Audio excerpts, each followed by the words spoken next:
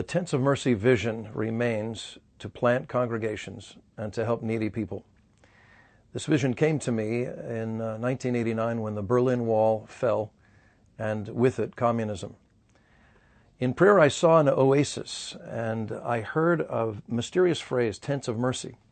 I saw these tents filled with all kinds of supplies, things that people would need, immigrants coming back to the land after 2,000 years of exile. And as I was looking at this oasis, there was a download of compassion from God that just overwhelmed me. And that compassion became the engine which planted our first congregation at the end of 1995. And that congregation then became an oasis from which we were able to send other people to plant new communities of faith who would also reach out to the poor and needy in the land.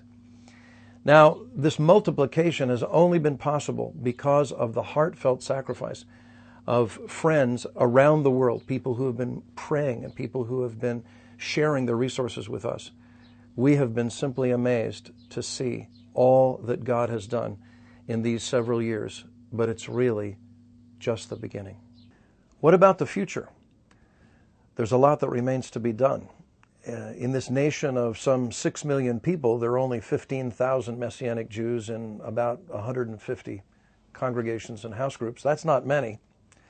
But the good news is that during these years, our children have been growing up in the movement as Israelis, speaking the language, understanding the culture, and they are now becoming young adults who are following Yeshua with all of their heart, and they're entering the leadership of this indigenous movement.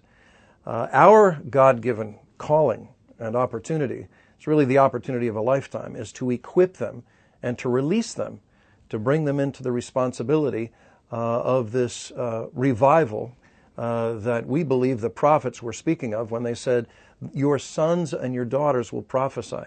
They're the ones who are going to be the workers, the innovators in Israel's final harvest revival. And we think that their generation will herald Yeshua's return. At this point, it is a traditional prayer that comes to mind that really has to do with recognizing the blessing of God's timing. It says, "Blessed are you, Lord our God, King of the universe, who's given us life and established us and caused us to arrive at this season. Baruch atah Adonai Eloheinu melech haolam, shehechianu v'kiyamanu v'higianu lazman hazeh."